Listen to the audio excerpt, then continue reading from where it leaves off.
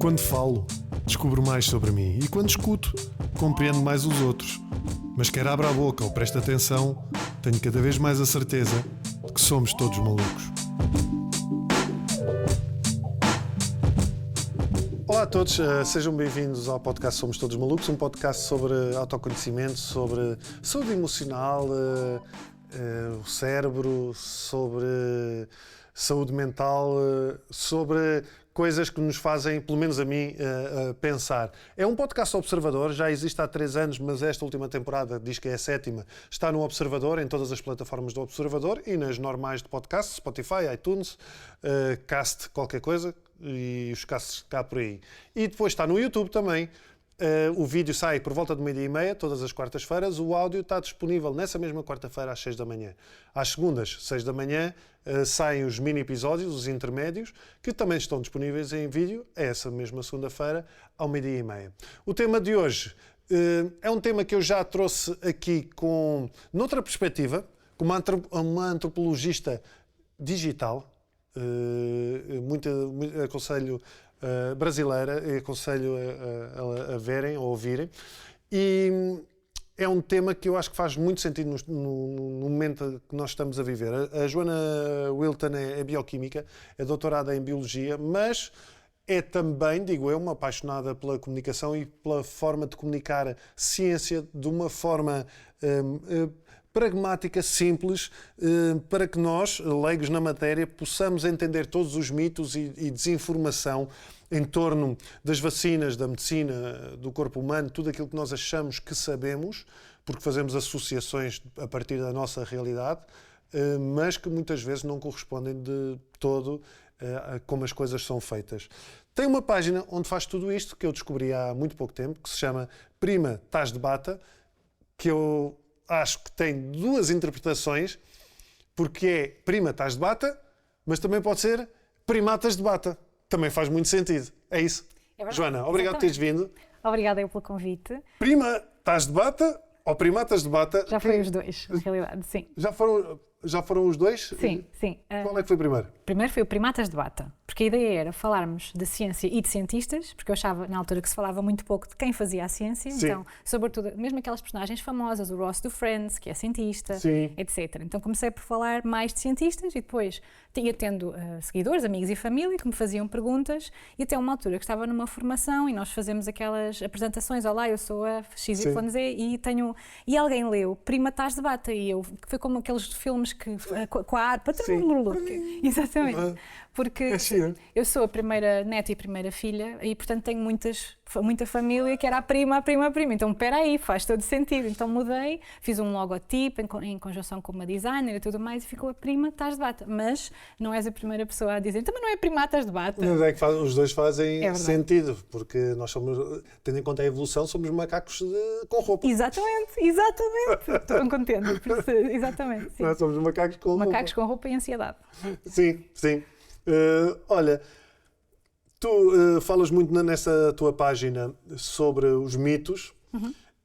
Eu tive cá neste podcast uma antropologista digital e que trabalhava no governo do Brasil e que trabalhava muito sobre as razões da desinformação e como a desinformação está a crescer com as redes sociais e como o próprio algoritmo influencia a desinformação. Uhum. Foi uma conversa que eu achei muito interessante e que levanta muitas questões. Mas, do ponto de vista da ciência, porquê é que tu achas que a ciência, nos últimos tempos, está a ser alvo de tanta desinformação? É uma pergunta um pouco complexa, mas eu acho que há aí uma tempestade perfeita. Por um lado, há tudo isso que a antropologista mencionou, porque temos conteúdos virais que são muito mais virais se forem negativos e se explotarem de alguma forma uma emoção forte, um medo, uma angústia, etc.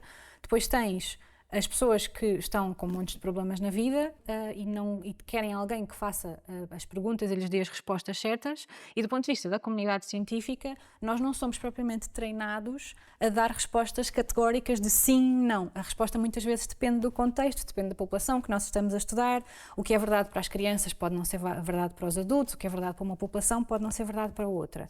E então, cada vez que alguém diz, nomeadamente um negacionista, diz isto é assim, e por outro, alguém vê isto, e por outro lado vê um cientista a dizer, não, depende, e tens a confiança versus uma moderação ou uma hesitação, eu não culpo quem acredita, porque tem alguém a dizer, não, mas eu é que tenho razão, face a alguém que até pode ter muitos estudos, mas não tem a certeza. Mas depois este treino que nós temos de tenham cautela, princípio da prudência, não digam tudo aquilo, não digam nada a não ser que tenham as certezas do que estão a dizer, não contribui nada para manter a desinformação pequena, digamos assim. Sim, e depois há essa questão de... na realidade, as teorias da conspiração sempre existiram. Sim. Em termos históricos... Por exemplo, há uma teoria da conspiração que eu falei na altura com a antropologista, porque eu depois andei a tentar perceber de onde é que isso vinha. Sabes aquela coisa do QAnon? Sim. Essa corrente de extensiva e ostensiva nos Estados Unidos. Sim. Que fala de que há uma sociedade de pessoas do jet set que andam a tirar sangue das crianças para ter um elixir da juventude e estarem eternamente jovens. Já ouviste falar disto? Não tão a fundo como me estás a explicar, mas que provas é que... Ou seja, há crianças que têm punções nas veias... Na medula. Na medula? Acho que é na medula, sim. Credo, mas não... Ok, é que o meu cérebro diz-me, tu não podes andar a fazer punções de medula a crianças por lá cá aquela palha, além de que, se calhar a hipótese... Sim, mas é a lógica de são raptadas, não sei o quê, e faz isto. O curioso disto é que esta teoria já existe desde a Idade Média, que foi aplicada na altura aos judeus. Portanto, temos que sempre ter um grupo de pessoas que é o culpado. Antes eram os judeus e agora são os ricos. Porquê? Porque, e depois eu estive a ler, posso estar errado porque eu já não me recordo muito bem, mas lá está, encontram isto facilmente a história. Esse mito foi propagado por um padre cristão. Não é? Os judeus sempre foram um povo já historicamente castigado de várias maneiras e já nessa altura o eram. Então, este mito foi propagado por este padre cristão, que veio a desmentir e veio a dizer que não, isto fui eu, mas já não foi a tempo. Claro. E isso já estava espalhado, o que levou à morte de muitos judeus, lá está, bruxaria, Inquisição, etc. Ou seja, e isso depois foi evoluindo para os tempos que correm. Ou seja, há sempre as teorias da conspiração, como nós estávamos a falar ali fora, na realidade, uma parte delas tem uma base real, ou não? Sim, depende. Por exemplo, a teoria da Terra plana, não é? Porque já, desde os gregos, que nós sabemos que a Terra é redonda. Mas há sempre um fundo de verdade, nem que seja em parte da informação. Ou seja, há sempre alguma coisa que nós podemos dizer, neste argumento, este bocadinho da frase é verdade, tudo o resto é mentira. Por exemplo, na questão do QAnon, ou a raiz do QAnon, tu podes dizer que quem tem mais poder de compra, mesmo na Idade Média, tinha acesso a tratamentos que não tem, então parece mais jovem, ou faz botox, ou seja, outra coisa qualquer. Sim. Essa explicação é mais simples do que estão a raptar as crianças para lhes fazerem isso. Mas se tu estás convencido que isso acontece, ou viste na tua bolha alguém a ser raptado, podes fazer esta extrapolação de, espera aí, que isto pode estar a acontecer Sim. em todo o mundo. E isso não é real. O problema é que nós humanos, a espécie, não está preparada para viver num mundo tão global, em conhecer tanta gente num ecrã e fazer tanta coisa quanto aquela que faz hoje em dia e viver tanto tempo com saúde, porque a verdade é que nós temos muito mais saúde do que tínhamos há 400 anos ou 500, não é? Onde a esperança média devia ser para os 25. Exatamente. Porque havia também muita mortalidade infantil. Mas então quais é que são os interesses também de quem propaga a desinformação ou estudos enviesados? Os interesses das pessoas. Eu acho, isto atenção é uma opinião, Sim. e algum conhecimento científico. Tu queres ser alguém importante, não é? E sabes que ao demonstrar esta informação que tu tens, vais de alguma forma subir no ranking e vão-te prestar atenção. Isto do ponto de vista dos negacionistas. Mas a nível do enviesamento de estudos científicos, podemos falar num caso muito conhecido, que é o caso da vacina e ligação com o autismo, em que o ex-médico, chamava-se Andrew Wakefield, e foi-lhe retirada a licença por este caso. Basicamente, o que ele queria era fazer com que a sua própria vacina fosse comercializada em detrimento da vacina que ele estava a estudar, que era a vacina MMR. Eu acho que o caso remonta a 98, e basicamente ele pegou em 12 crianças, deu-lhes a vacina, ou eles já tinham tomado a vacina e foram observados antes e depois, não sei se foi ele em específico, e depois verificou, diz ele, que as crianças tinham sintomas no espectro do autismo depois de levarem a vacina. Portanto, havia não só uma correlação, mas uma causalidade. E isso provou-se que não era verdade, porque as crianças não só tinham estes sintomas antes, como depois de serem feitos muitos outros estudos, nenhum estudo replicou aquilo que era um estudo fraudulento que foi retirado. E hoje em dia até se sabe que quem toma a vacina tem menos sintomas no espectro do autismo. Atenção, não há coisas nenhumas erradas de ser autista, nada. Mas também não podemos estar a tirar desinformação através destas acusações. Mas se calhar quem ouve isso e acredita que as vacinas causam autismo pode dizer, mas esse médico foi tramado e o estudo dele, estás a perceber o que eu quero dizer? Completamente. Não é? Pode dizer, esse médico foi tramado exatamente para não se saber a verdade. Mas, por exemplo, como é que nós podemos provar uma negativa? É como provar que Deus não existe, não é? Nós podemos continuar a testar mais 300 vezes se isto causa ou não, mas há... Tu podes provar que Deus... Pois, espera aí, estou aqui a pensar. Tu podes provar... Ia dizer, tu podes provar que Deus não existe, mas não podes provar que Deus existe. Não, como é que provas que... Espera aí. Força. Não, estou a pensar porque, de acordo com o método científico, tu não tens nada que prove que Deus existe. Mas também não consegues provar que Ele não existe. É isso. É isto. Temos ali um dilema, estamos aí num impasse, digamos assim. Sim. E é a mesma coisa, ou seja, tu tens carradas de doenças graves que estão a afetar a população. E isto já sabes, se fizeste 300 estudos em populações diferentes, com pessoas diferentes, com métodos relativamente diferentes para teres uma evidência final. Vamos continuar a insistir a dizer que as vacinas causam autismo quando não causam? Não sei, Há um médico que eu sigo no Instagram, que não foi aquele que mostrei, mas posso dizer que é o Dr. Nock. Gosto muito de ouvir. É muito pragmático, lá está, com dados, números, mas há outro que eu sigo e eu acho que partilhei também, que ele explica a razão porque é que os casos de autismo aumentaram e que para mim já era óbvio no sentido que é a evolução natural da ciência. Era tão simples e ele explica os casos de autismo têm aumentado porque as pessoas hoje sabem o que é o autismo. Há cada vez mais pais que deixam de ter vergonha de levar o seu filho ao médico. Exatamente. Nos anos 80, 70, 80, não se via autistas ou pessoas no espectro do autismo, porque a maior parte deles, por não haver conhecimento, estavam institucionalizados. Portanto, os casos de autismo estão a aumentar simplesmente porque há um maior conhecimento sobre o... Sim. E mesmo a apresentação dos sintomas relativamente ao sexo, se forem homens ou mulheres, é completamente diferente. Ou seja, tu tinhas um subdiagnóstico brutal das meninas e das mulheres, que só agora é que começam a diagnosticar-se, simplesmente porque não sabiam que eram essas marcas que faziam com que eles tivessem esse síndrome. E agora é que isso está a mudar por causa disso. E aquelas pessoas que dizem, mas o meu filho só apresentou sintomas depois de levar vacinas. Tu tomas as vacinas aos 2 meses, 4, por aí. E os primeiros sintomas de espectro do autismo, salvo erro, acontecem mais ou menos ao ano e meio. Por isso é que é uma correlação. Tu começas a ver os primeiros sintomas quando a criança já tomou 5 ou 6 vacinas, mas não quer dizer que tenha sido disso. Se a criança bateu com a cabeça nas paredes todos os dias e depois tiver sintomas, também não foi isso que a tornou autista, não é? Temos que ver... Eu também posso estabelecer uma correlação de, na minha rua, se há 7 famílias com pessoas no espectro do autismo, o problema pode ser da minha rua.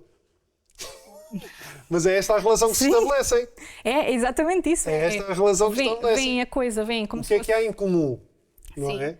É como se tu só visses, tens uma pizza, não é? Já te tiraste 7 fatias e só vês a tua 8ª fatia, que é a última. Só estás a ver um bocadinho da realidade, só estás a ver aqueles 25%.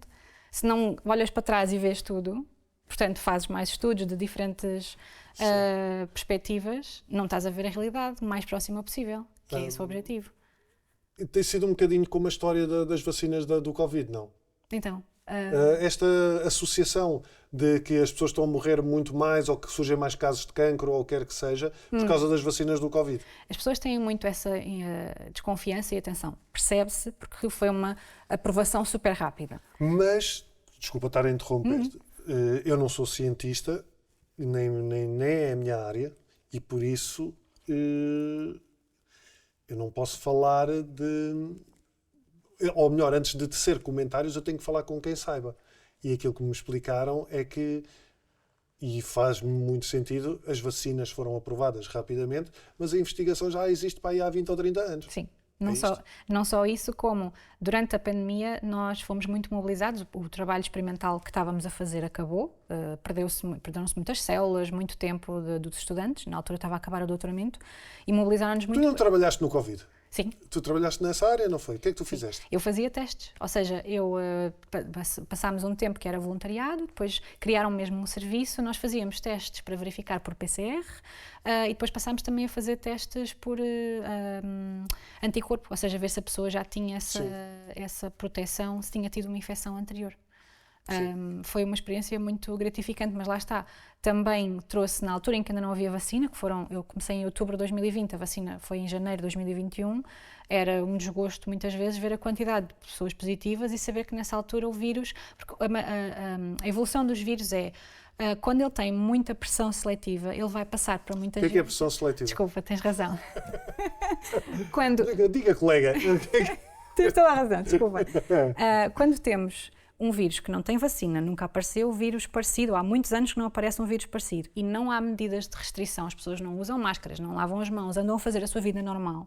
Ele tem muita pressão para continuar a escapar ao nosso sistema imunitário, porque eventualmente vamos começar vai saltando de pessoa em pessoa. Exatamente. Okay. Portanto, muda muito mais depressa, tem muito mais mutações. Então, antes de sabermos que havia vacina, nós estávamos preocupados porque queríamos defender as pessoas, sobretudo as pessoas mais... E diminuir as hipóteses do vírus escapar. Exatamente. Por isso é que ele agora tem 70 e tal mutações, face à primeira sequência que se estudou. Obrigada. Porque ele tem agora muito mais oportunidades de escapar ao sistema imunitário, mas também se torna mais fraco. Ou seja, porque o vírus não é considerado um ser vivo. É uma molécula muito complexa, que precisa do sistema imunitário de um organismo, de um hospedeiro, para se replicar. E então, quando nós sabíamos que ainda não havia vacina e que ele estava mais forte, era mais provável que as pessoas que não tivessem vacina e fossem infectadas tivessem mais sintomas ou tivessem um caso mais grave, infelizmente.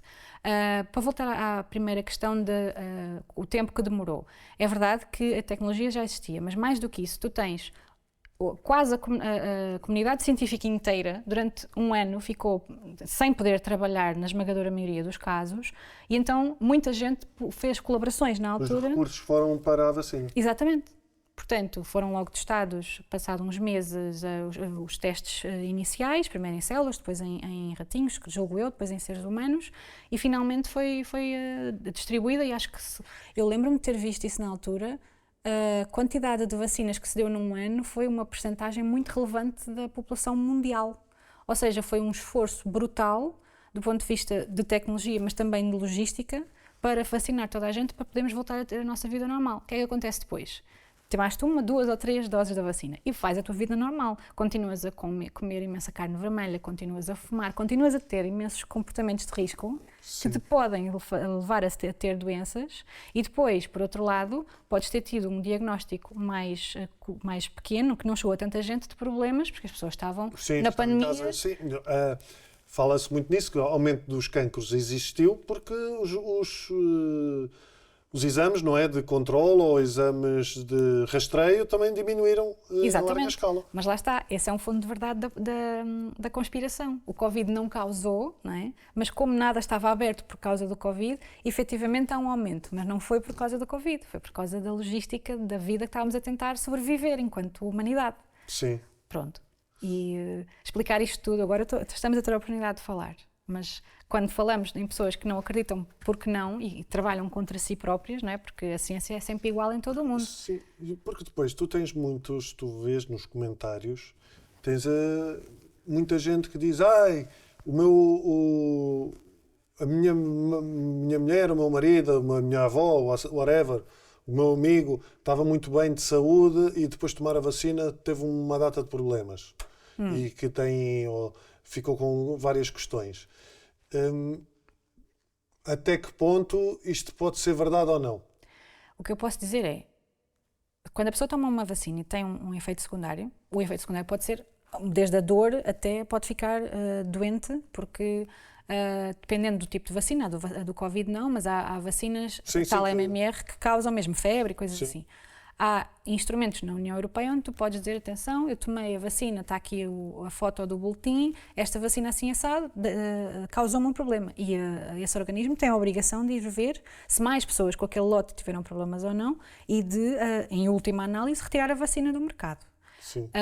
Não é impossível que a pessoa tenha tido um problema. Agora, além de ver o contexto da pessoa, aí é que eu acho que a minha comunidade às vezes não funciona tão bem, não se pode imediatamente dizer, então desculpe lá, isto é muito raro, deve estar enganado. Não, porque a pessoa nessa altura está aflito, tem o seu familiar aflito e quer uma resposta para a sua aflição. E é nesse momento de vulnerabilidade em que pode ouvir mais os movimentos de negacionismo que têm crescido. Porque há um limite de coisas que eu lhe posso dizer de, ok, mas diga-me quais são os problemas, tirar a anamnese toda, como se costuma dizer lá na comunidade médica, dizer quais são a história toda da pessoa. Sim.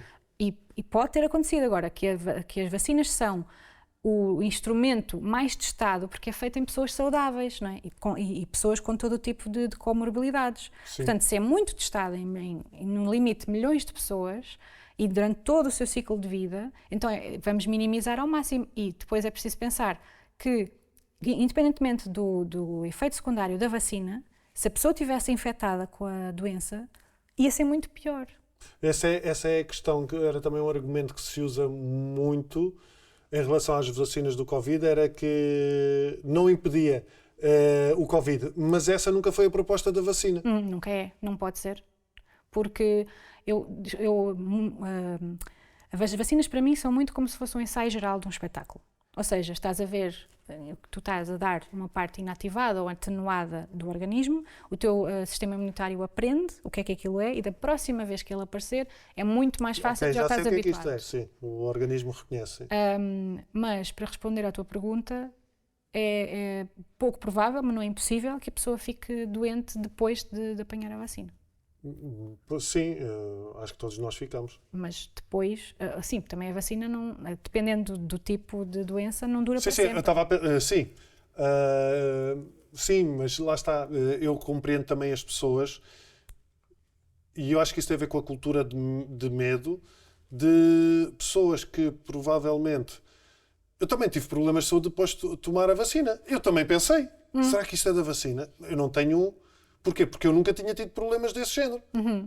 Mas a questão é, eu também não sei se não tivesse tomado, se não ia ter aquilo. Exatamente, sim. Não podemos apagar esse dia do resto da nossa rotina toda. Não é? Sim. E as pessoas associam a vacina, ou melhor, as pessoas tentam encontrar uma razão. Sim. E a razão vão procurá-la na única alteração que tiveram na sua vida. Sim. E nesse caso, ou neste caso do Covid, seria a vacina. Sim, e a chamada hesitação vacinal cresceu muito desde o Covid precisamente por causa disso, porque as pessoas atribuem uma culpa e uma responsabilidade a uma coisa que se calhar se não fosse a existência das vacinas, eu e tu podemos não estar aqui hoje, nem as pessoas que nos estão a ver o podcast. Sim. Portanto, porque não sabemos a predisposição que nós teríamos para ter... Eu, a primeira vez que tive Covid, eu ia morrendo, fiquei 3 dias de cama. E já eras vacinada? Já, sim senhora. E foi algum tempo depois. Então qual era o benefício da vacina para ti, nesse caso? Que é no aquilo início, que te vão dizer. Claro, mas no início do vírus, como eu expliquei anteriormente, o vírus era muito mais patogénico, causava muito mais mal. Agora está endémico, está dentro da comunidade e na esmagadora maioria das vezes os casos são mais leves. Percebes? Mas em relação a pessoa vai para onde pode ter uma resposta, ou seja, quando estamos com medo e vulneráveis, a quem é que nós podemos perguntar? Eu acho que nós, na comunidade científica, temos alguma responsabilidade nisso. Acho que podemos comunicar de uma forma mais empática, sim, definitivamente. Eu estava a ter uma conversa aqui há uns dias numa comunidade com quem eu estou, que praticamente todas somos mães, e elas estavam a perguntar, Joana, porque eu sou a cientista da comunidade, porque é que não se pode beber álcool na gravidez? E eu disse, olha, entre outras coisas, pode aumentar aborto espontâneo e pode causar o síndrome do álcool fetal. E elas ficaram... E eu expliquei. E todas tinham sido acompanhadas por obstetras e nenhum médico lhes disse, da experiência daquelas 10 mulheres, sim, que tinham porquê que não podiam beber. Sim, só dizem não pode. Mas tu tens vontade de obedecer. Ou seja, se fores uma pessoa que gosta de uma cerveja por mês, não podes beber a tua cerveja por mês, faz assim tanto mal. Faz, mas é preciso explicar porquê, porque o síndrome do álcool fetal pode causar atrasos no desenvolvimento, pode causar problemas neurológicos, X. Sim. Mas se tu não souberes, tens muito menos probabilidade de cumprir com os conselhos médicos que te estão a dizer. Sim, e depois há aqui essa questão de que é curioso porque funciona também tudo em torno de uma cultura de medo. Sim. Há muito esta ideia, nós também estávamos a falar disso ali há bocado. Aliás, nós já podia estar a ser gravado lá fora. É verdade. Estávamos ali a conversar, que há muita mensagem que eu reparo, muitas mensagens de acordem, eu estou acordado, eles continuam a ser um rebanho, mas curiosamente não é esta própria, não é esta mensagem ela própria uma vontade de pertencer a outro rebanho? Sim, eu concordo contigo e a contracultura, não é? Às vezes pode ser muito... Tu estás a separar as coisas, não queres pertencer a um grupo, mas vais pertencer a outro grupo. Sim, e que não pode, é que é estanque, não é? Não podem falar, e se calhar, eu nunca estive nessa experiência, mas neste livro ele foi a um congresso de terraplanistas e tentou mesmo falar com alguns... Este livro desculpa, vou-te mostrar, é Como Falar com um Negacionista, Conversas com quem recusa a ciência e a razão, do Lee McIntyre, será isso? Exatamente, sim. McIntyre.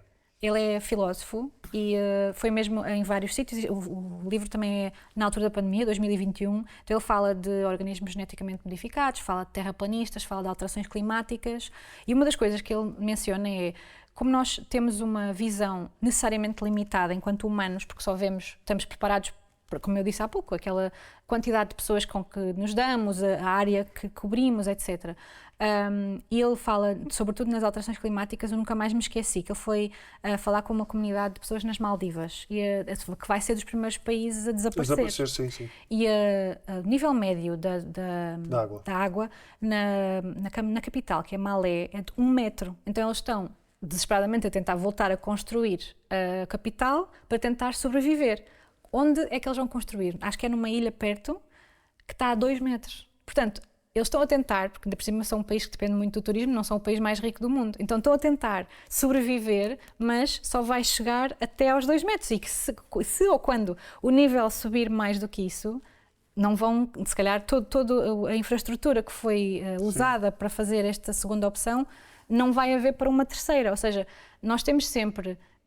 E quando ele lhe perguntou, mas como é que vocês vão sobreviver? Eles, não conseguimos pensar nisso agora, nós só conseguimos pensar no imediato e naquilo que temos que fazer para sobreviver agora. Eu acredito que quem seja negacionista só consegue ver naquelas pessoas que lhe estão com muita doçura e empatia a dizer-lhes eu sou a resposta, só ali é que conseguem ver a resposta.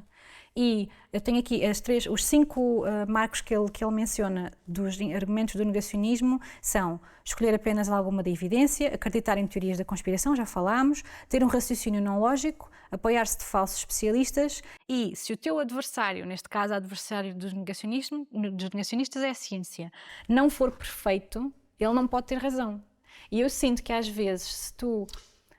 Sim, não, estou a pensar, é isso, porque a ciência... para além de não ser perfeita, tem que questionar. E se questiona, não tem as respostas todas. E não podes pertencer aqui. Se tu questionas alguém, a sua autoridade, porque nós, em ciência, somos muito duros uns contra os outros. Estamos em reuniões a dizer, olha, eu tive esta experiência neste resultado. E o objetivo de muitos dos cientistas é destruir aquilo, para só a melhor ideia, a ideia com mais certeza, sobreviver. E mesmo assim, quando estamos a falar com alguém cá fora e nos fazem perguntas, nós hesitamos, porque somos tão treinados tem que sobreviver a todo o escrutínio possível, que depois é complicado com todas as nuances que a experiência ou o resultado da experiência pode ter. Eu acho que ao mesmo tempo, quando tu acreditas, seja ou não acreditas, por exemplo, no aquecimento global, ou és negacionista em relação às vacinas, ou whatever,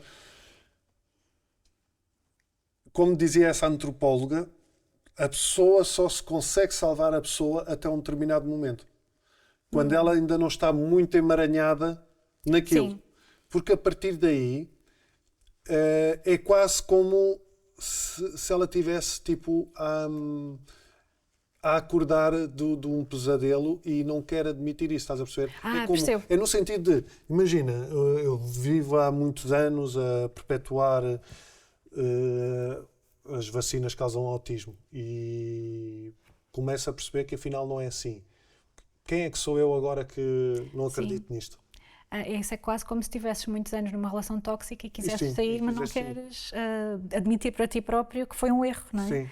Isso até pode, acho que se chama falácia do sunk cost, ou seja, do custo afundado. Ou seja, tu já deste tanta coisa da tua vida àquilo que depois há uma confusão entre aquilo que é a teoria da conspiração ou a tua crença profunda e a tua identidade. E deve ser muito, muito complicado. E se calhar aí a sociedade também, não só os cientistas agora, não é? Mas a sociedade toda tende a apontar o dedo, não é? E dizer, porque tu fizeste isto ou acreditaste nisto e és muito vocal em relação a isso, estás errado. E se há negacionistas que eu às vezes estou a olhar para eles nas redes sociais e fico doente, porque é muito errado o que eles estão a dizer, mas eu preciso de 15 horas de estudo para fazer um vídeo para dizer que tudo aquilo que eu estou a dizer é verdade. Eles, entretanto, nessas 15 horas já fizeram 70 vídeos.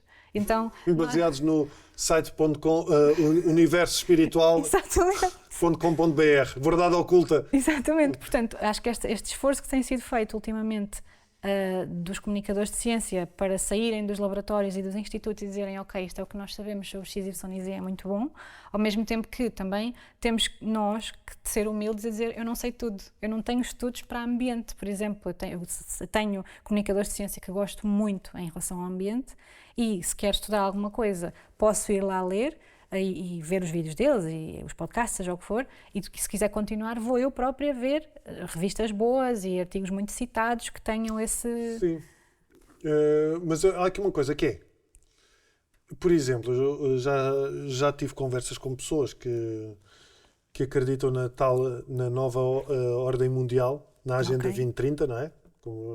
E eu acredito, assim... claro que há pessoas que são poderosas e claro que há pessoas que querem controlar, seja governos, em seu benefício, seja o que for. Mas uma agenda concertada mundial de controle ou de diminuir a população, quer que seja, já me parece uma elaboração muito falaciosa. Mas, não sei, ias dizer? Não, termina, que eu depois tenho... Por exemplo, o que me faz alguma confusão é, por exemplo, aquilo que eu estava a dizer, também lá fora, o Bill Gates, muita história de que o Bill Gates é o demo e que ele disse num vídeo que o ideal era morrerem 3 bilhões de pessoas para o mundo evoluir e não sei mais o quê. E eu acho isso estranho, ouço isso pela primeira vez e a primeira coisa que eu faço é pesquisar sobre o tema. E aquilo que eu encontro diz que ele não disse isso. E não é, ele não disse isso. Eu vejo o vídeo original. O vídeo original ele não diz isso. É tirado fora do contexto. Tal como outras coisas que são tiradas do contexto. Mas se eu encontro isto e percebo, ok, isto vem de um sítio, isto foi tirado fora do contexto, certamente as pessoas que estão numa teoria da conspiração também não veem isto. Podem não achar que a fonte onde tu foste buscar os dados é fidedigna. Mas se eu estou a ver o vídeo original... Mas agora com a inteligência artificial até podem dizer que o vídeo foi modificado. Não sei, Pois. estou a tentar... Sim, eu percebo, é isso. Ou seja, as pessoas não querem... Acho que voltamos um bocadinho àquela ideia de as pessoas não querem saber a verdade, as pessoas querem manter a sua verdade. Sim, as pessoas podem querer uma verdade que as tranquilize. Isso aí sim, acredito... As tranquilize, sim. Sim, que seja... calmadora, de ok, eu posso continuar a viver a minha vida, que nada vai mudar. eu não vi o vídeo do Bill Gates, ou se vi já foi há anos e não me lembro. O que ele pode ter dito foi que estamos em sobrepopulação, não é? Portanto, temos que ter recursos para aguentar esta população toda. Quem diz que estão... Provavelmente, já não lembro também do vídeo, mas se calhar... mas eu lembro que na altura percebi perfeitamente que aquilo tinha sido tirado fora do contexto. Mas assim, de repente eu até posso achar que ele pode ter dito algo do género: opa, para o mundo ser sustentável, tínhamos que ter menos 3 bilhões de pessoas. Mas isso não quer dizer que queira matar as pessoas. Pois, não é? Isso é a mesma coisa. Para ter um BMW, eu precisava de ganhar mais 100 mil euros. Pois. Pronto. Mas isso também, isso dizerem que querem controlar a população e querem que morramos, está um bocadinho fora de linha de conta com muitas políticas que querem aumentar a natalidade em vários países. Ou seja, sei lá, a Coreia do Sul, o Japão, acho que daqui a 200 anos, se não melhorarem a natalidade, estão reduzidos, a população fica muito mais baixa. Obviamente que eu não posso falar, como estamos a falar da nova ordem mundial, eu não posso falar pelos ricos e bilionários o que é que eles querem fazer, mas quando nem os governos mundiais se conseguem entender em relação a para onde é que querem levar o mundo, não sei se serão os ricos, pelo menos à escala que a maioria deles existem, né? Não estou a falar já dos super bilionários, que conseguirão fazer alguma coisa em relação a isso, porque tu não estás habituado a nível da sociedade a ter uma cooperação tão grande sem que haja alguém dissidente a querer fazer uma coisa completamente diferente. Sim. Mesmo que essa coisa até possa ser mais correta ou completamente errada face ao status quo. Sim. O que eu acho curioso é também, muitas vezes, quem propaga essas teorias da conspiração ou outras ideias, fala muito do medo, ou seja, a vacina que causa autismo, as pessoas, os médicos fazem mal, as farmacêuticas só querem promover a doença, etc. Fazem isto, dizem isto, falam do medo, mas propagando eles próprios o medo. Enquanto falam de empatia e de amor e de, teoricamente, estarem despertos, mas estão a cultivar o medo. Sim. Nas pessoas para quem, até de alguma maneira, se calhar a medicina salvou a vida. Claro. Não é? Sim, hoje em dia a medicina moderna, como dizíamos também lá fora, tudo acaba por ser um negócio, não é? Portanto, a investigação custa dinheiro para financiar os medicamentos que nós beneficiamos. Se calhar, se não houvesse essa contrapartida financeira, menos farmacêuticas aceitariam investigar aquele medicamento, não é? Mas em relação ao medo, talvez seja uma coisa de anda cá, deixa de estar aqui, que eu é que sou seguro, não é? O mundo lá fora não é nada seguro, tem estes perigos todos, tem estas pessoas todas que se querem aproveitar de ti, deixa estar aqui. Não sei se tu viste o Unbreakable Kimmy Schmidt, era uma série que elas basicamente estavam num bunker durante 16 anos e depois foram libertadas e é tipo o peixe fora d'água que tem que saber como viver. E acaba por ser, eu acredito que se alguém for, como este senhor foi, várias comunidades e tenta infiltrar-se e perceber como é que aquilo funciona, até pode fazer um mini golpe de Estado nessas comunidades e libertá-las, sim, verdadeiramente, para poderem pensar com a informação toda, porque esse para mim é que é a questão. Se tu estás a dizer a alguém que tem um problema de saúde, não te cuides, não tomes este medicamento que já se provou que funciona, a pessoa vai piorar. Mesmo que no início até continue sem dores, seja por ação do medicamento, seja pelo efeito placebo, porque a pessoa está a dizer, não, tu não te sentes mal, deixa de estar aqui que eu é que cuido de ti. A pessoa vai piorar e vai ficar com problemas de saúde, se calhar não ter esse tratamento. Eu genuinamente não sei como é que tanta gente que é líder negacionista e tem tanta certeza, como é que conseguem, por falta de melhor palavra, dormir à noite, porque ou acreditam muito no que estão a dizer e na sua própria importância, ou então estão a ser responsáveis por um degradar de saúde, pelo menos uma pessoa já chegava, e isso é muito grave, e não sei que... Isso, olha, podíamos estar a falar de quimioterapia, por exemplo. Sim, exatamente. Então e aquelas pessoas que depois vão aos comentários dizer, eu tinha um familiar que tinha câncer e não fez tratamentos e mudou a alimentação e curou-se? Aqui vou dizer uma coisa que se calhar ninguém está preparada, que é, nesta altura da vida, nós temos 30, 40, toda a gente já teve cancro, só que o sistema imunitário elimina. E nós vamos aumentando as mutações e vamos aumentando a nossa propensão para ter cancro. Agora, se a pessoa não se tratou e curou-se, como é que ela sabe que se curou? Fez exames? Será que não está com menos sintomas e o cancro não estará a alastrar na mesma? é que esses casos de remissão são mesmo muito, muito raros. Eu, infelizmente, ouvi uma história, e já não é a primeira, porque depois eu li isto num comentário dessas publicações e foi aí que eu me lembrei do caso de uma pessoa que tinha um cancro e que, eu não sei, isto foram várias pessoas que me contaram, portanto, mas eu não estava por dentro, não era a pessoa, não é, nem ainda fazia parte do seu seio, mas que era uma pessoa que não fez tratamentos e que entrou tinha um livro que era um livro sobre o jejum prolongado, não sei do quê, não sei quantas horas ou dias, entrou no jejum, começou a fazer o jejum, entrou em coma e morreu. Pronto, então... E é por isso que resultou o tratamento? Não percebi. Não, o que eu estou a dizer é o perigo às vezes de... Claro, sim, ao contrário, claro, sim. Sim, o perigo... E muitas vezes... não sei, às vezes eu acho que é tudo, tu consegues, tu não precisas separar uma coisa das outras. Ou seja, eu se tenho um problema de saúde grave, eu posso estar a fazer um tratamento da medicina convencional, mas aliar a isso, mudar a minha alimentação, mudar os hábitos, etc. Mas a minha recuperação foi desta mudança toda, deste trabalho em conjunto que foi feito. Concordo. Tu não tens que estar a separar as coisas. Sim, e tu podes ter os teus hábitos saudáveis na mesma e ter o tratamento conforme te foi prescrito. Sim. Uma coisa não impede a outra. Agora, pode haver casos em que há interação de medicamentos ou dos tratamentos herbais, ou seja, o que for. Portanto, deves sempre dizer a quem te está a seguir o que é que estás a tomar, porque há chás... Já fiz, sim. Por exemplo, eu tomo sertralina, um antidepressivo por causa da perturbação psicoconvulsiva, e houve uma altura que me recomendaram CBD, óleo, e eu falei com o meu psiquiatra, e porquê? Porque eu comecei a ler umas coisas e percebi que os primeiros estudos preliminares indicavam que o óleo CBD interferia na ação da sertralina. Ok. E estudos que eu li, por alto. E então falei com o meu psiquiatra. E ela realmente disse-me, olha, isto é uma coisa muito recente, não há grandes dados sobre se isso influencia ou não, se calhar o melhor seria não tomares, porque não há dados sobre isso.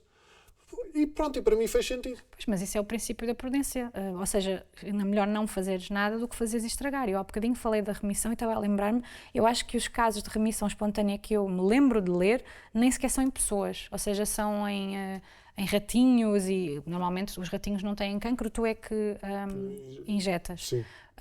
Portanto, a nível de vida real, acho que isso agora teria de me documentar, mas honestamente acho que tens sempre as palavras das pessoas que dizem nas redes, essa tal história, o meu primo tinha um cancro no estágio 4, não sei do quê, e recuperou-se em... É que o estágio 4 já é com metástases e tudo, por isso acho muito... Olha, voltando à história das vacinas, que eu gostava que me falasses aqui... Como é que nós podemos, e na realidade nós já estamos a falar sobre isto, como é que nós podemos combater a desinformação?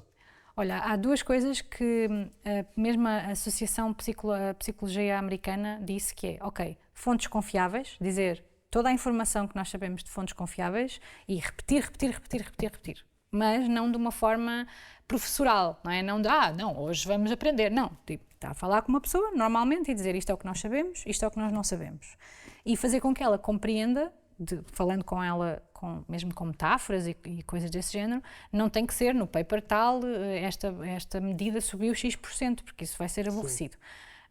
E depois interessar-nos e falar sobre as coisas de uma forma aberta e até pressionar mais a comunidade científica ou os governos a criar formas de nós desenvolvermos o pensamento crítico, porque está tudo aí. Se tu souberes, eu acho que historicamente em Portugal também temos muito medo da autoridade e quando alguém que nós achamos importante nos diz X, nós sim senhora X.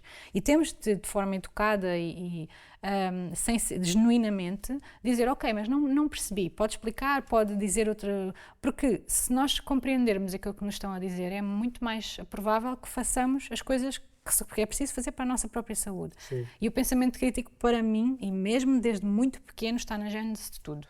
E não julgar, se calhar. Sim. Não julgar o outro. Porque eu acho que é muito a perspectiva de, se tu fores acusar a pessoa de és um burro do caraças, não há ninguém que mude de opinião quando está a ser confrontado com essa opinião de forma violenta. Claro. Concordo. Enquanto tu chamas alguém de burro ou idiota ou isso não é assim, tu estás apenas a reforçar as tuas próprias ideias. Não há ninguém que muda da opinião por causa disso. Sim, concordo para a esmagadora maioria das pessoas, mas há pessoas que estão muito dentro da sua bolha e não sei sequer se não julgar irá funcionar ou não. Acho que até pode fazer com que eles nos vejam como pessoas fracas, sabes? E então aí mesmo não julgar, não sei se é a resposta. Genuinamente não tenho a noção se qual vai ser... Lá está, se calhar quando já estão muito envolvidas já fica difícil, a não ser que seja uma descoberta por eles próprios, que passem por alguma situação que tenham que recorrer ou a vacinas ou a médicos ou sejam confrontados com o facto da Terra ser redonda ou whatever, e que não haja maneira de escapar dessa ilusão. Eu na página até dizia ontem exatamente disso da Terra ser redonda e das pessoas que dizem que nunca fomos à Lua, que uma forma de resolver era juntá-los todos num foguetão, depois de se prepararem fisicamente e emocionalmente e tudo, e irem lá fora, não é? Ao espaço sideral, ao cosmos, olharem cá para baixo, espera aí que afinal é mesmo redonda, e depois voltarem, só que aí arrebentavas com o orçamento dos Estados Unidos ou de outro país assim. Sim. Por exemplo, em relação a mitos, há aqui umas que eu gostava de esclarecer. Que as vacinas são todas tóxicas, têm metais e produtos corrosivos e que colocam ADN de humanos ou de outras espécies e que esse ADN não é reconhecido e então é combatido pelo organismo e nós ficamos eternamente doentes e é por isso que as farmacêuticas ganham tudo. Respira. Pumba. Então, toxicidade. Não há nenhuma substância nesta Terra que não seja tóxica, depende da dose. Até a água é tóxica. Se tu beberes litros e litros e litros por dia, pode... Também já ouvi no Instagram pessoal a dizer que não bebe água. Acreditas? Então, como é que fazem? Oh man, não sei. Mas bebem tipo whisky ou é Sei piada? Não sei, tipo vão buscar a água aos legumes, aos frutos ou não sei o quê e não bebem água tipo água. Credo, devem estar todos embuchados. Ou então bebem água quando ninguém está a ver. Também pode ser. Qual era a outra? Então, metais pesados. Sim, tipo o alumínio. O alumínio era usado, salvo erro, como adjuvante, ou seja, ajudava as vacinas a funcionar melhor. E é uma dose bastante baixa. Acho que o mercúrio também já não é praticamente usado, porque era um aditivo chamado tiombrazol, que era equivalente por cada vacina a uma lata pequena de atum. Ou seja, cada vacina que tomávamos, a quantidade de mercúrio era equivalente a uma lata pequenina de atum, que tu comes, às vezes for preciso uma vez por mês ou mais. Tem alumínio. Mercúrio. Qual era a outra? Vais ter que me dizer. O atum, o mercúrio que existe no atum, é isso que estás a dizer? Que existe no exatamente. É o equivalente ao que existe numa vacina. Mas lá está, a lata de atum vem em alumínio. Vem, mas não, a menos que a comas, podes ter umas fagulhinhas, mas a menos que a comas não consomes alumínio. Não, tu tens e que é injetado ADN humano ou de outras espécies. Então. Eu não sei de onde é que isto vem. Alguém propagou, não é? Qualquer alimento que nós tenhamos tem alumínio, tem DNA. Ou seja, quando estamos a comer uma banana, estamos a comer DNA dessa banana. As vacinas são ou partes inativadas, fervidas ou cortadas de uma forma para não serem patogénicas, ou inativadas e são injetadas no corpo das pessoas. O que pode haver é um reconhecimento do sistema imunitário e aí, cada vez que o vírus, esse sim, já com todo o íntegro, entra em contacto connosco, já sabemos como resolver. As vacinas de mRNA, se tu vires, sei lá, o DNA é um livro de receitas. Sim. Tu tiras uma folha dessa receita e escreves outra vez. Esse livro de instruções que tu escreves é o mRNA, que dura dia e meio nas tuas células. Ou seja, não tem tempo, nem tem maquinaria dentro de nós para nós tornarmos o mRNA das vacinas de mRNA, como a do Covid, em DNA nosso. Os únicos não são organismos, são vírus. As únicas partículas que se sabe que se conseguem fazer isso são os retrovírus, como por exemplo o vírus da SIDA. Okay. Esses são os únicos que alteram o DNA. Que se conseguem intrometer nas tuas sequências. Em relação aos médicos, qual era a coisa? Não, é aquela ao pormenor de... É aquilo que nós já tínhamos falado, de alimentar as farmacêuticas, que isto é que as vacinas e a medicação é só para te manter doente.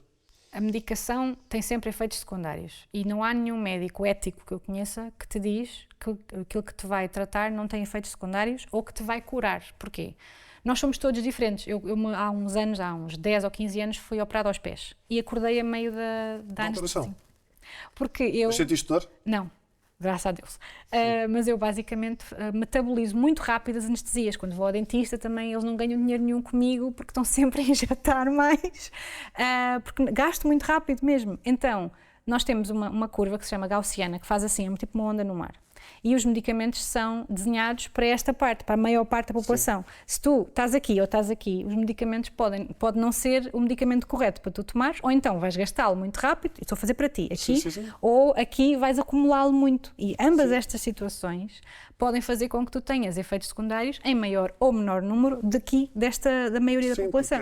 Porque lá já está, a medicação é feita para a maior parte da população. Exatamente. Não é? Eu acho que curioso é que, por exemplo, quando tu vais fazer uma consulta de homeopatia, falam-te muito, tu dás os teus sintomas, ou seja, o que for, acabam também por te receitar aquilo que receitam para esse mesmo problema. Ou seja, podem fazer uma análise até mais pessoal, sim, mas o que te receitam é o que receitam para outra pessoa que apresenta o mesmo registro de sintomas.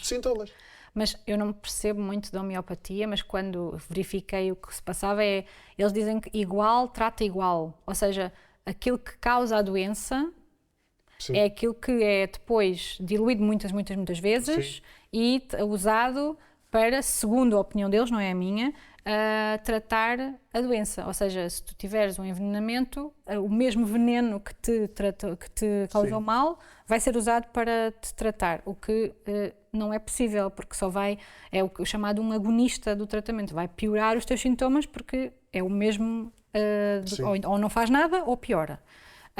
Mas em relação às pessoas que fazem homeopatia, é também, na minha opinião, uma falácia, porque não tem como resultar, ou seja, porque eles dizem que a água tem memória, mas até hoje não se provou que tivesse. Portanto, quem é que é mais ético? Quem prescreve um tratamento que te vai tratar com alguns efeitos secundários ou quem te prescreve água? E com base em que estudos, não é? Pois, mas é uma sabedoria milenar. Não é, não. Tem 150 anos, é do século XIX. Sim, eu, como te digo, eu sou apologista, eu já experimentei tudo. Sim. Eu acho que já falei aqui, eu já fui a uma consulta de homeopatia, larguei 100 euros pela consulta e 100 euros por medicação e digo-te, fiquei, olha, na mesma. Pá, com menos de 200 euros. Com menos de 200 euros, fiquei com menos de 200 euros. Mas não questionam que há pessoas que melhorem. Porquê é que elas melhoram? Não sei. É por causa do efeito placebo, possivelmente. Será? Possivelmente. Pois. Quando tu queres fazer um novo medicamento, o que fazes é medes o efeito placebo, seja numa população diferente, por exemplo, não dizes que medicamento é que vão tomar, se o do placebo, se aquele que funciona, e depois, como tu estás a fazer todo um tratamento especial e há um médico a falar contigo, é o mesmo tratamento e a pessoa chega mesmo a fazer os seus neurotransmissores como se estivesse a receber um tratamento. Ok, sim. E então, sobretudo se tu já fores com essa predisposição, inclusivamente há sugestões, não se provou ainda, de caregiver placebo, ou seja, as pessoas que estão a tratar de cães veem que eles estão a melhorar com placebo, uma coisa que não tem nenhum tipo de princípio ativo, não está a tratar, é o cérebro dos donos dos cães e os cães melhorarem a sua atitude, que eles, então estão a ficar melhores. É uma área ainda muito em desenvolvimento. Lá está, eu sou apologista de, se as pessoas querem ir à homeopatia, naturopatas, seja o que for, vão. Eu já fui e se me sugerirem, olha, de experimentar isto, se eu tiver curiosidade vou, mas nunca abandono a perspectiva da ciência. E muitas vezes era aquilo que disse, o óleo CBD, ok, vou experimentar, mas vou falar primeiro com o meu psiquiatra. Estou a tomar uma medicação, não vou deixar a minha medicação, vou perceber o que é que isto pode fazer. Sim, e no caso do óleo ou de outros tratamentos, nada nos diz que quando forem testados não digam, ok, isto é maravilhoso e adapta-se. A medicina só enriquece quando se sabe nova informação. Mas quando não se provou que ela exista, não podem estar à espera que na comunidade científica digam, sim, vamos embora, todo o vapor, quando ainda não se provou. Percebes? É só essa a perspectiva mais prudente. Menos sexy. Sim, é menos sexy. E a questão do flúor na água?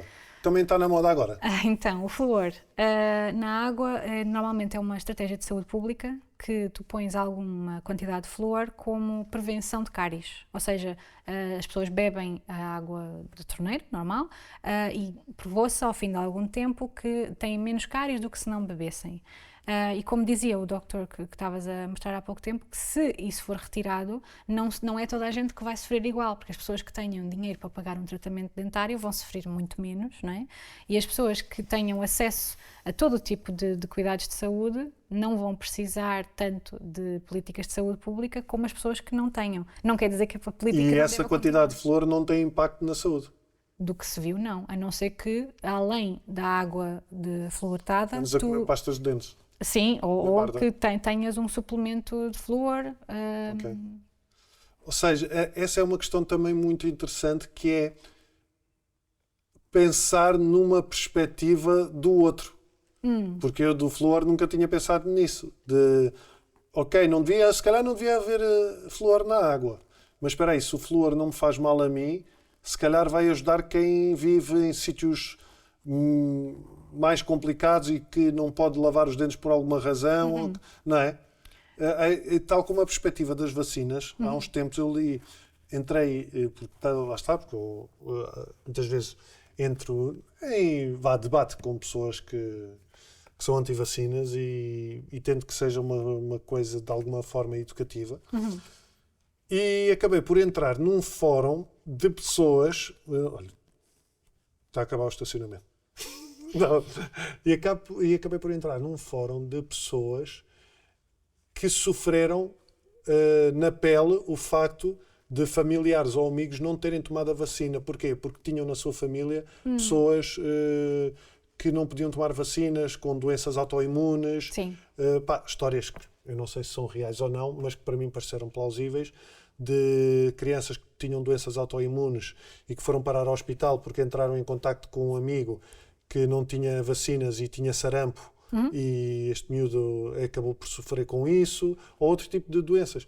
E é essa perspectiva muitas vezes de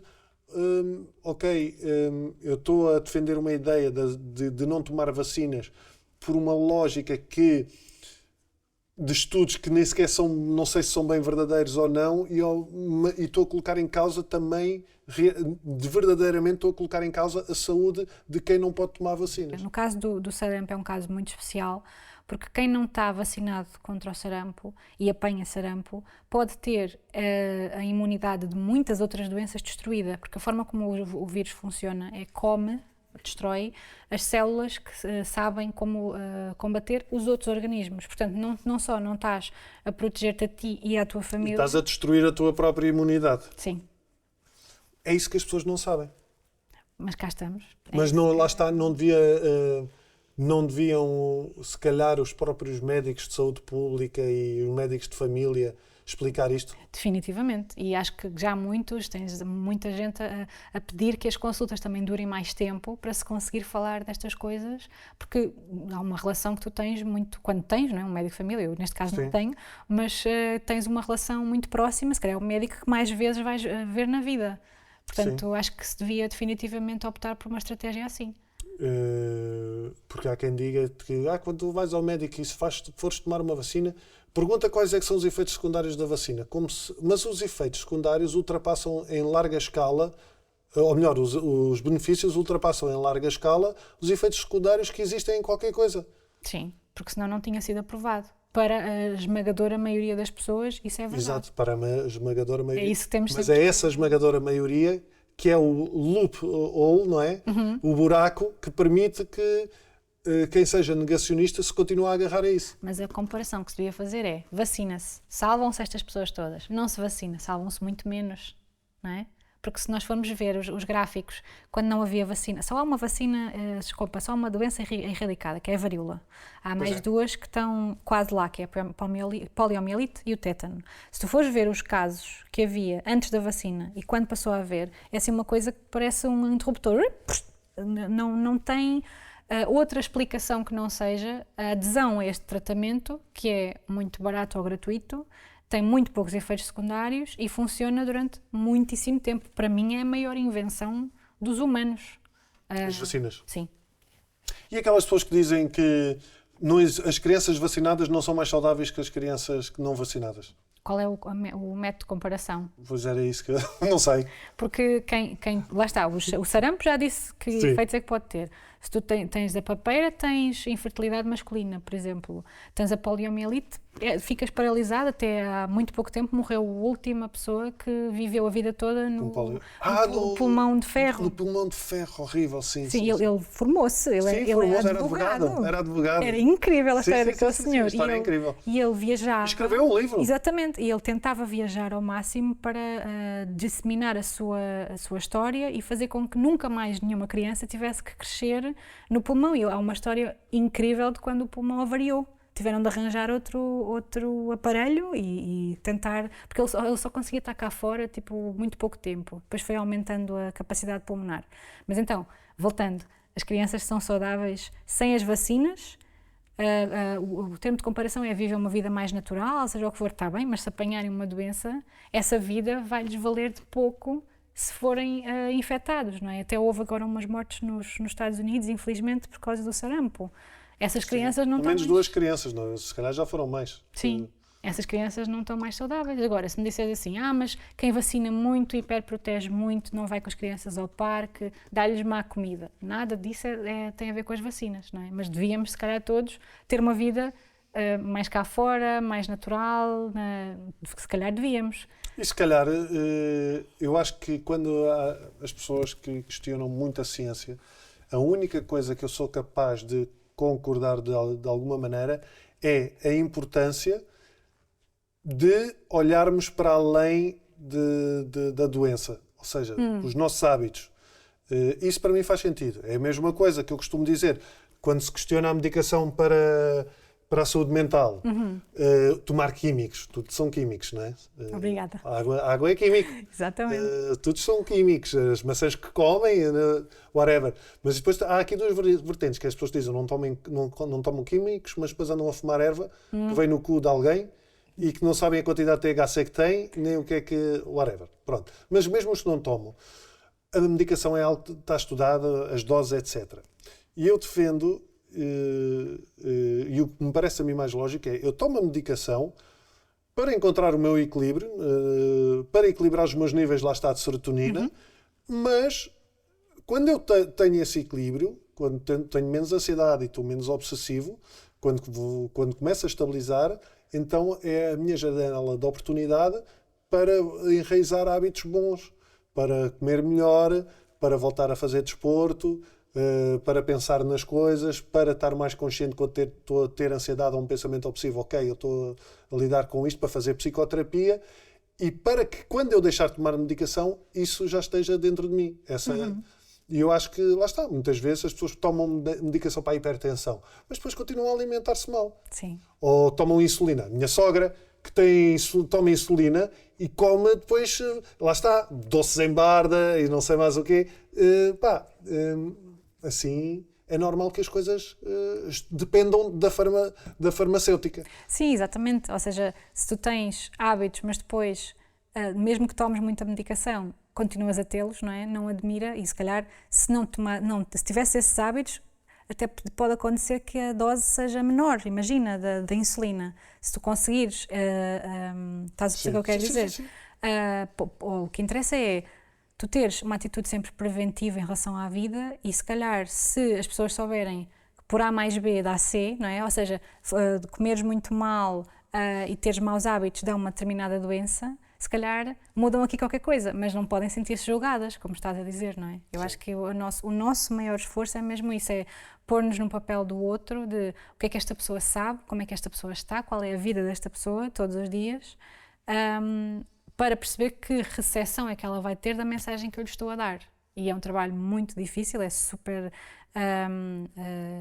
gosto muito de o fazer, mas é cansativo. Sim.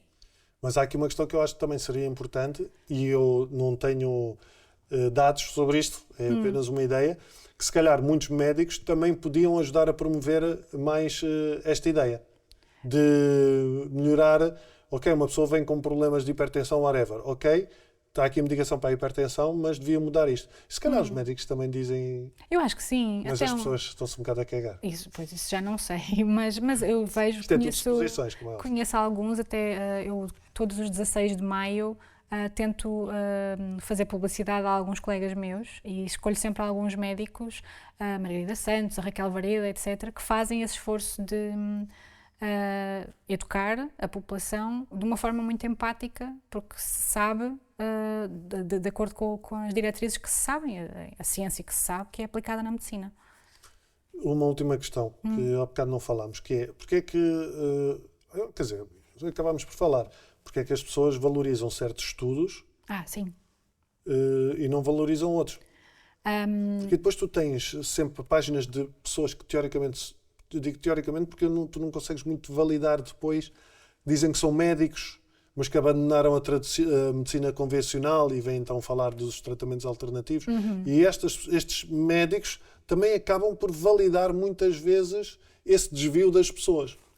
Sim, são os tais especialistas que, no caso, se as pessoas deixaram de ser médicas, não estou a perceber bem qual é a credencial que têm.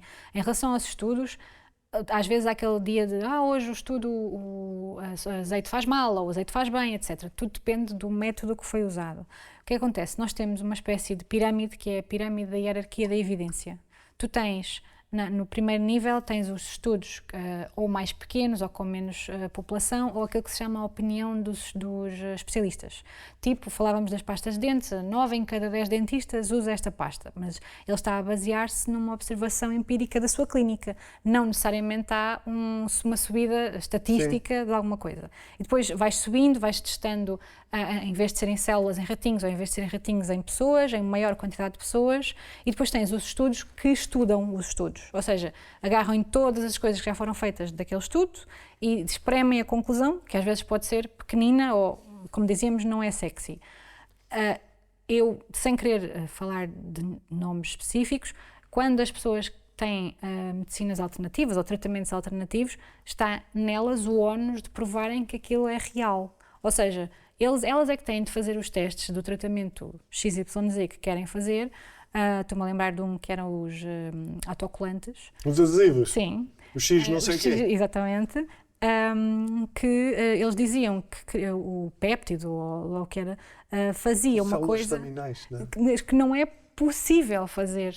Ou seja, o fenómeno que eles diziam que acontecia através de colar um adesivo na pele estava fora das leis, daquilo que nós sabemos hoje. Das leis da biologia e da física. Exato, quase tudo. Ou seja, se eles querem que as coisas que nós acreditemos na ciência que aquilo possa ter, têm de nos mostrar, não é? Como foste ver com o Bill Gates e os estudos que Sim, mas depois lá está, tens sempre comentários de pessoas a dizer eu uso e foi espetacular, melhorou muito a minha vida. Porque foi, eu já falei com uma dessas vendedoras e foi uma história muito rocambolesca eu tive uma vida difícil e depois já entrei aqui no mundo do X não sei quê, gastei o valor para 2 meses, que é muito dispendioso, e senti-me melhor. Eu não posso dizer a essa pessoa, do alto do meu conhecimento, que aquilo não funciona e que ela não sabe porque aquilo não funciona. Eu tenho que lhe dizer, ok, mas quais são as provas? E ela manda-me, nesse caso, um vídeo do tal inventor que está a dizer que aquilo funciona de XYZ, contra as regras da biologia, e que não é possível funcionar. E para eu estar a explicar àquela senhora que não funciona, ela para já tem-me querer ouvir, que nesse caso já não estava muito Pois, porque lá está a questionar aquilo que ela acredita. Pronto. Mesmo que seja de forma empática, não é? Claro. Sim. E depois ela disse, muito obrigado pela sua opinião, e até simpatizou comigo, mas continuou a usar uma coisa que não vai funcionar, não é? E a gastar dinheiro e perder tempo e a oportunidade de fazer um tratamento, porque a história dela era eu não gostei da forma como fui tratada na medicina convencional. Portanto, então, volta... Pois, então a medicina convencional de alguma maneira também tem que responder aos desafios, mas também tem que ter orçamento se calhar também, não é? De empatia, às vezes, um bocadinho. Concordo. Isto dava outro podcast. Sim. Agora, isto dava outra conversa, porque aí tu estavas a ir para o facto de veres médicos que têm que atender pessoas, têm janelas de 15 minutos para atender pessoas e, obviamente, se no fim do dia vem uma senhora a dizer eu ando a experimentar uns adesivos, o que o médico, cansado, não devia, mas que se calhar o que diz é assim, mulher, deixe de tomar isso isto não lhe serve de nada. Sim. E ela vai dizer, agora é que eu vou tomar. Eu, por acaso, nessa altura até fiz uma checklist lá na página de desinformação em saúde, que era para as pessoas irem lá, porque batia tudo certo. As técnicas de venda daquele produto, que não pode funcionar, eram todas prometiam mundos e fundos, queixavam-se de quem queria questionar, estava mal e quase que desejavam que nós estivéssemos doentes para precisarmos daquele produto. Ou seja, é como é uma cultura do medo também. Sim, definitivamente. Joana, que mensagem é que tu gostavas de deixar a quem nos está a ver e a ouvir?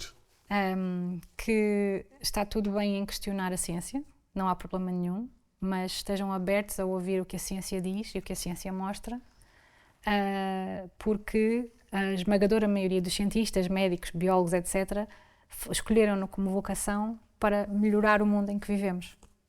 Olha, Joana, muito obrigado. Obrigada eu. Por este. Ficávamos aqui muito mais tempo. Se calhar um dia vais ter que voltar. Ok. Muito obrigado por estarem desse lado. Já sabem, continuem a seguir o podcast. Plataforma Observador, todas as quartas-feiras, aqui no YouTube. Os vídeos também às quartas-feiras ao 12:30. Até para a semana com um novo convidado e uma nova história. Quando falo, descubro mais sobre mim e quando escuto, compreendo mais os outros. Mas quer abra a boca ou preste atenção, tenho cada vez mais a certeza de que somos todos malucos.